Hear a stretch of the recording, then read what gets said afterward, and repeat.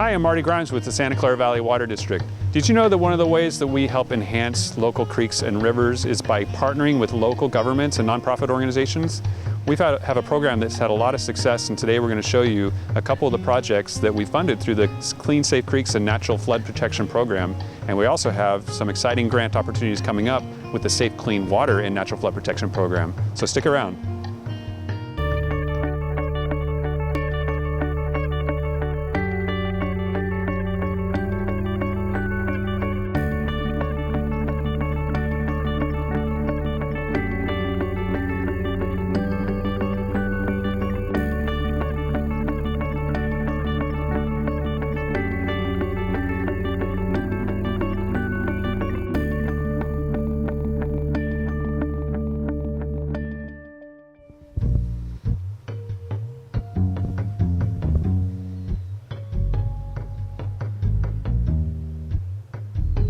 So I'm here with Brian Mendenhall. He's the project manager of our grants program at the Water District, and we're right in the middle of, literally right in the middle of Stevens Creek. Right in the middle. And this part of Stevens Creek is in Blackberry Farm in Cupertino, and Cupertino has been working on Blackberry Farm, a lot of restoration projects over the last few years, and the district has been supporting that? Yes, since about 2005, the Water District has partnered with City of Cupertino on several projects here in the vicinity of Blackberry Farm. Beginning in 2005, the district had kind of started up our environmental enhancement grant programs. Which is part of the Clean Safe Creeks tax, property tax. Funded by Clean Safe Creeks and Natural Flood Protection tax of 2000. So after a few years of doing a few kind of projects within the Water District, we really started to partner with others, and Cupertino was, I would say, one of those, the first ones. So they were able to submit some great applications and really demonstrate to us that they had some good ideas, some solid planning to do some creek restoration. And so this is one great example of work that we started out here. My impression is that before the restoration happened around here, this is a very, very active park. A lot of people come here, and there were roads across the creek and a lot of parking lots, and those are the kinds of things they've been addressing? Yeah, definitely. Blackberry Farm is adjacent to the golf course, so there's that element of it, recreation. There's an active picnic area where it's corporate picnics and personal picnics. So there is a lot of people out at this site. And swimming pools, which I enjoyed back in the day. And so I think what Cupertino wanted to do really is see what they could do for the creek, because it is a steelhead stream. It's naturally has water in it, and they want to see what we could do to benefit it. So yeah, and that's amazing. Just to focus on the steelhead for a minute, this is a very important stream. There are not many streams in our county that are steelhead streams, so this is a really important one. And removing barriers to fish migrating upstream is really key, right? Yeah, definitely. And so one way in which they were able to do that here is there was actually road crossings, just kind of unofficial road crossings where people could drive down through the creek channel, and obviously that's not good for fish to be able to find their way. And in addition to that, there was actually a small dam that they were able to remove, thereby opening the channel up even more for fish passage. Excellent. And that was the dam project was one that was funded by one of our grants? Yeah, the dam as well as some of the other road crossings. Do you know what the dam was here for, why it was originally built, or what purpose it served? I think most of them were for probably just to keep the water down to a certain level, so there was other use of the property, maybe some of the other uses we discussed. Okay. But the fisheries aspect was less of an importance, I think, in the past, years and years ago. And as the communities got more involved, you've got groups like Friends of Stevens Creek, and again the city and various other nonprofits, as well as the Water District, that really see the importance of that. So we've made it an effort. Do you know, has there been any results that noted? Have fish begun to come upstream? Do you know if they've been able to see any tangible results of these restoration projects?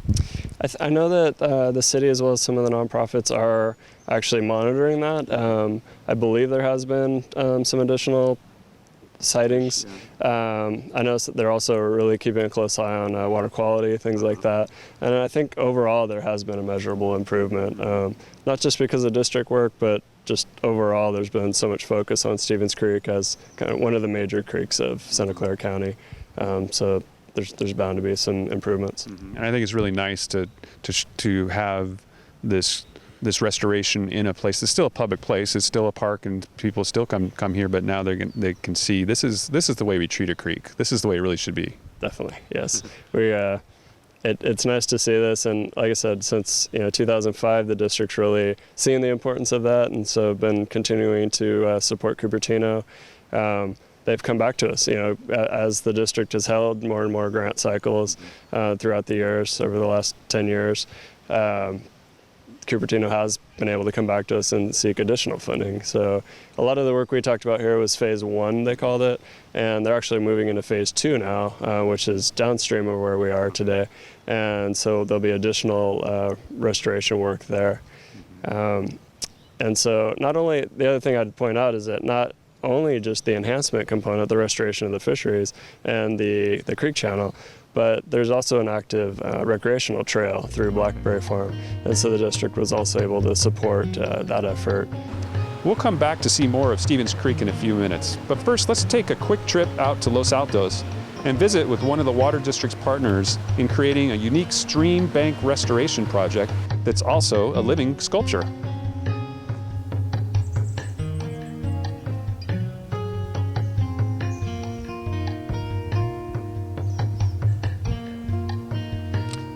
Okay, we're here in a redwood forest, a redwood grove, and we're in a surprising place. We're not up in the mountains. We're actually right here in Los Altos, and I'm here with Junko Bryant from Clara.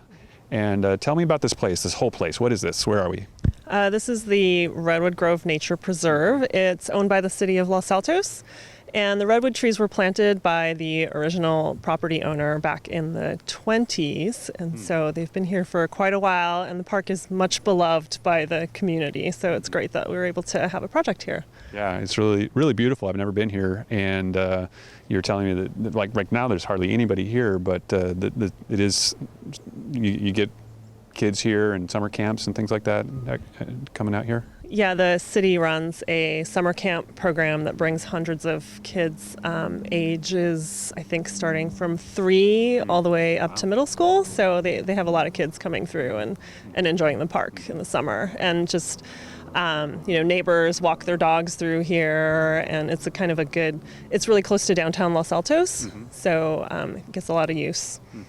So, Brian's here to mention the grants that we've provided from Santa Clara Valley Water District for this park. What did it look like before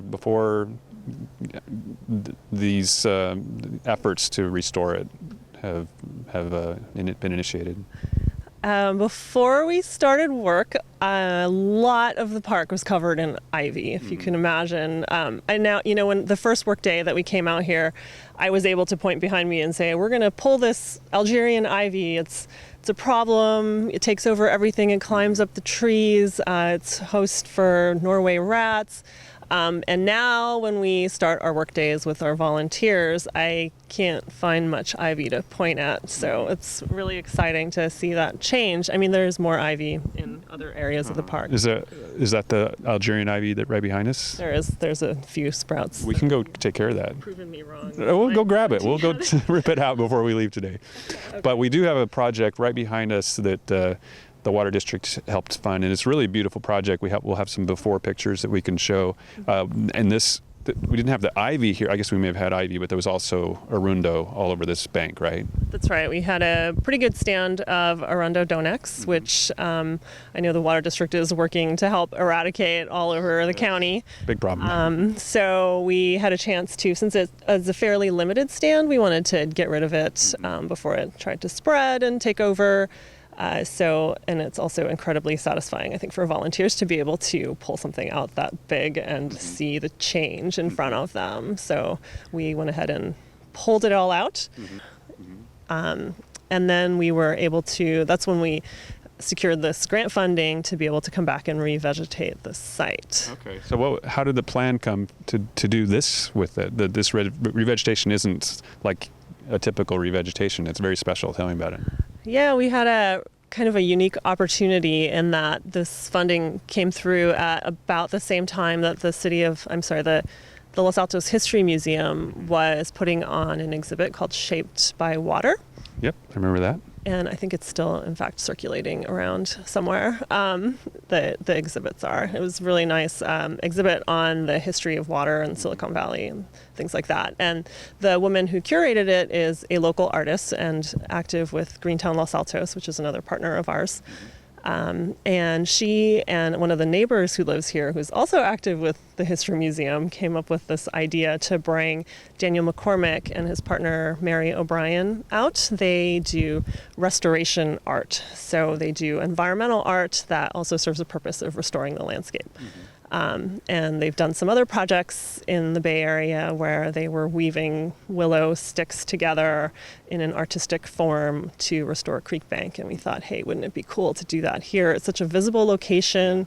The community is really interested in this park. And so we were able to bring it together. So this was a live wall back here. It was live willow branches stuck into the ground, and they've sprouted. So we see the greenery coming up from the sculpture. So it's a living sculpture. It's a living sculpture, yeah. And the artist named it Thicket for what we hope it becomes in a few years. But it's actually, the form is still visible, and I kind of had forgotten that willow is deciduous. And so every winter, it kind of reveals itself a little bit more again. So hopefully we can enjoy it for a few more years before it really takes off. So, Brian, how much was the grant that we provided for this project? It was about $46,000, and it really included a few different components. But Acterra has been a great partner to work with, and they've been able to provide to submit really solid applications. And because of that, we've actually had a couple opportunities to partner with them. Once through an enhancement planning grant, and then coming back again for an enhancement implementation grant. A lot of those are two different projects. Two different projects. The planning grant is something that's going to happen coming in the future. What we had done back in 2010 is we did an environmental enhancement planning grant, thinking let's get some seed money out there for not cities, nonprofits, etc., to really get their projects started. And we were finding that was something that was really short. There wasn't a lot of opportunities for that kind of funding. And so the board of directors went ahead and authorized that. And Acterra was successful in receiving some funding there. Then the next year we came back and said, okay, well, now let's put out a grant opportunity for implementation projects. And what we found is that actually 4 out of the 6 planning projects came back and were successful in receiving implementation funding. So it really worked. It got the seed money, they got their project started, then they were ready to actually put the projects in the ground.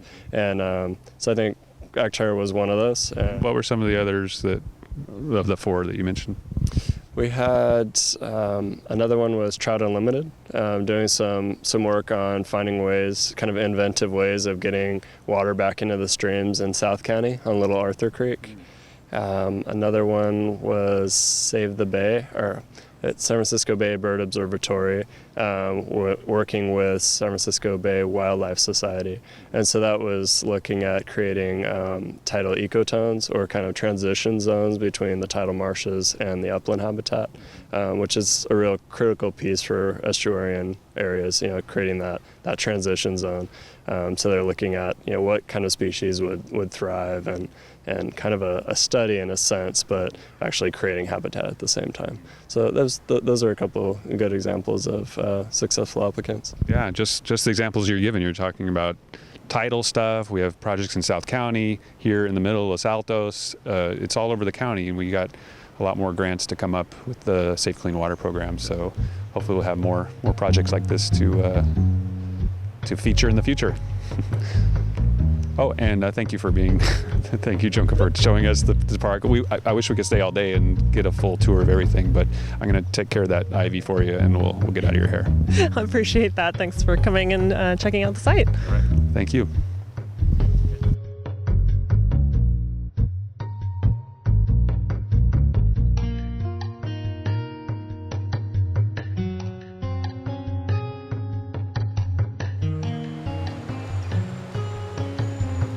Now let's head back to Blackberry Farm to learn more about the project there and what grant opportunities are coming up in the future.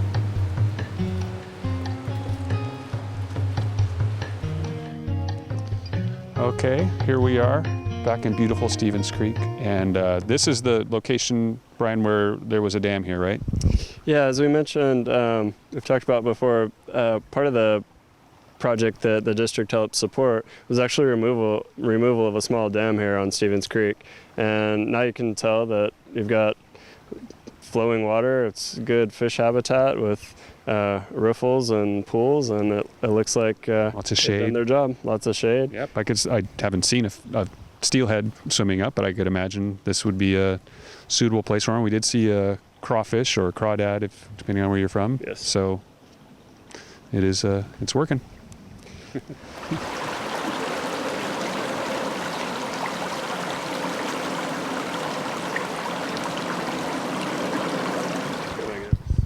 Okay, here we are up near the parking lot at Blackberry Farm, and I understand all of this area has been really redone. This bridge over here, the district funded part of it, but not all of it. What elements do you see here that have helped this to become a more natural area that the district helped fund? Yeah, so just downstream of here, there used to be a large parking area, and it was part of the golf course and other portions of for the picnic areas here at Blackberry Farm. But what Cupertino was able to do is pretty remarkable. They actually realigned the channel to cut right through the middle of where the old parking lot was. And in that process, they created a new channel, restored the banks, created riparian vegetation. So that whole portion the district had helped fund, as well as upstream here, close to where we are now, you can see there's some riparian vegetation and trees that since about 2007, right around there, they've grown up pretty well. It's pretty amazing how quickly a creek can turn so natural, and you'd never know that 10 years ago this was a parking lot. There's really no way to tell, and we're just happy to be a part of such a transformation, I think. And we've been a part of a lot of transformations overall since Clean Safe Creeks was passed in 2000. How many grants have we been a part of? So with grants and a few of the other related partnerships, we've actually funded about 92 projects. And I would say those were probably a total over $16 million. That's great. So we have stories like this all over the county. All over the county, and we try to demonstrate that fact to our board. They're always interested in spreading the grant funding around, and we really can say that I think we funded 90% of the cities and the county, and countless nonprofits in addition. So. And trails is a big part of the program as well. How have we done with trails? They're all over the place, right? Yeah, through the Clean Safe Creeks program, we really, our goal was to open public access to 70 miles of trail. Mm-hmm. And so we actually have done that. When we sunsetted our program, actually a few years early, as we signed our new measure into place, we had hit just about 71 miles of trail, and like I said, that was about 3 years early. So although the district doesn't implement trails on our own, we really rely on our partners to get that done. Primarily, our means of doing that is by opening up our maintenance access roads along the creek channels, and because they're in a nice riparian natural area, they're pretty inviting and a logical way to open up public access for trails and without having a significant impact on the riparian corridor. Yeah, well, Stevens Creek is a great example where they're downstream of here. There's a trail on the levee all the way down to the bay. Yes. So opening access is part of the 70 miles. It's not necessarily building a brand new trail, but a lot of it is just partnering with the city to maintain a trail that people can actually use. Yeah, in a lot of cases there may be a kind of a pathway unofficially. Sometimes it involves paving a trail, which bicyclists might like. Sometimes it's leaving it more natural, but really creating the access point so people know where the trail is, putting in appropriate signage. A lot of times the district helps fund interpretive signage, so you'll get like a nice sign that talks about that particular creek and possibly the wildlife that may have existed there or still does. Okay, so let's talk about the new program, Safe Clean Water, passed last November, funding a whole new round of 15 more years of grants and partnerships. So what do we have in store, and what's the first cycle of funding that's out right now? So yeah, the district is pretty excited about our Safe Clean Water and Natural Flood Protection Program. It really does build on what we had started under Clean Safe Creeks, and part of that was what we used to term environmental enhancements, and really kind of our stewardship mission. That part of the district's work, and under Safe Clean Water we have over $100 million worth of stewardship funding. And that's a sizable chunk of money. And a huge increase over what we had in the Clean Safe Creeks program before. Yes, much more money. And it's not just creek restoration. We're looking at things like pollution prevention or cleanup, which is a big topic around the county. Also things, some continued funding for trails, creek restoration, tidal restoration, all different things we would associate with the word stewardship. And those are all things we started before, but we're really looking to kind of step it up, take it up a notch, really focus on some of the important work out there. And some projects that will really have a watershed-wide impact, more bigger picture projects. I think cumulatively, we'll focus on some of the really critical projects. Those may include things like fish barrier removals, but they also include things like persistent problems with bank stabilization or topics like that. We have been hearing from our stakeholders that they would like us to try to take a look at more of an ecosystem-wide or watershed scale. And part of the way we're able to do that is through our ecological assessment program and watershed master plans. We're taking a look at broader plans, more holistic, and seeing if we can really figure out where kind of the critical areas are and how best to prioritize that work. So not just go out and spend this $100 million, but actually focus it at where it needs to be spent. Spend it wisely. So you mentioned that cities, and a lot of the cities, maybe all the cities in the county and nonprofits are eligible. So what are the types of groups, or what am I missing that could apply for these grants? Who are you trying to reach out to? Yeah, really, the cities are a logical partner because they have their infrastructures in place, their government. But nonprofits, 501c3 nonprofits, which there's many. Schools are, all the way from elementary up through colleges are eligible. Mutual, not-for-profit water districts. There are a few small ones around the county, other than the Santa Clara Valley Water District. We also encourage others that may not fit into those categories to work with those other groups, such as neighborhood associations. Dedicated teams of people that want to see good work done, that don't really have that structure in place. So we encourage them to work with their local city or their local nonprofit. Okay, so right now, if somebody is in a group like that, is interested, how do they find out more about the grants that are available right now? So we have quite a large stakeholder list that we've released a request for proposals to, but I always like to steer people to our webpage. The district has just initiated a new webpage for grants, valleywater.org/grants, pretty easy. And it's a good landing page for not only our past work under Clean Safe Creeks, but also Safe Clean Water. And any upcoming announcements, those kinds of things are right there on the front page, and we'll take you to the appropriate place. Okay, and when is the first, this grant cycle that's open right now? When are proposals due?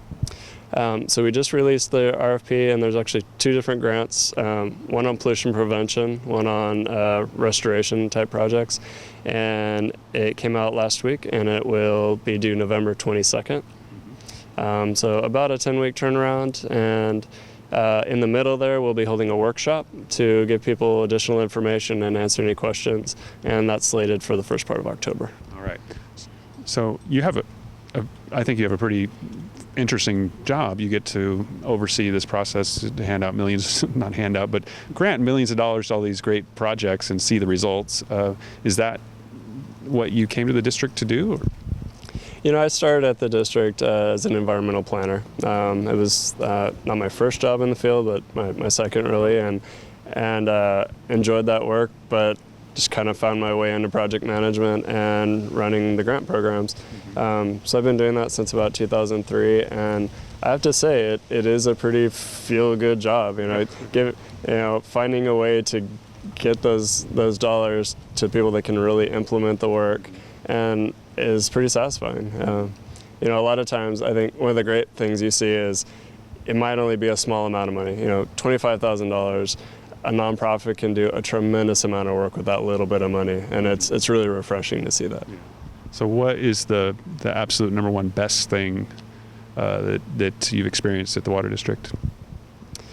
I would say, in the last several years, I've not just through the grant programs, but other work I'm doing, the partnerships that we're building on is I really enjoy that aspect of my job. So not just the grants, but working through regional partners, other water districts, other cities, seeing how everyone is so dedicated to the work that we do.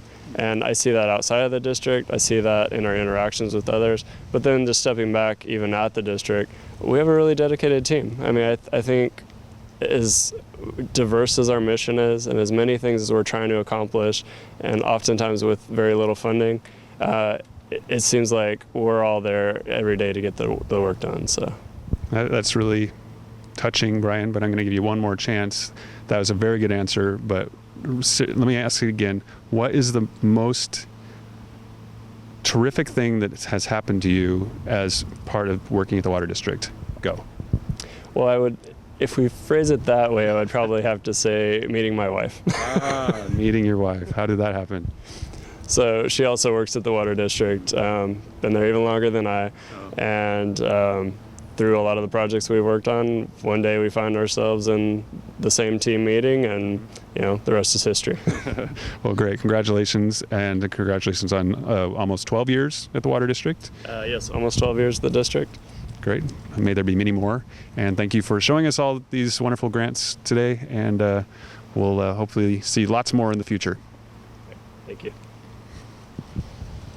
So that's the end of our program for this month. Thank you very much for watching. I want to invite everyone to come to valleywater.org to find out more about the grants program and all kinds of other programs at the Water District. Also on the home page, you'll see a link to our e-news. It's a monthly e-newsletter that you can sign up for, and also our Facebook and Twitter feeds. So be our friend on Facebook and follow us on Twitter.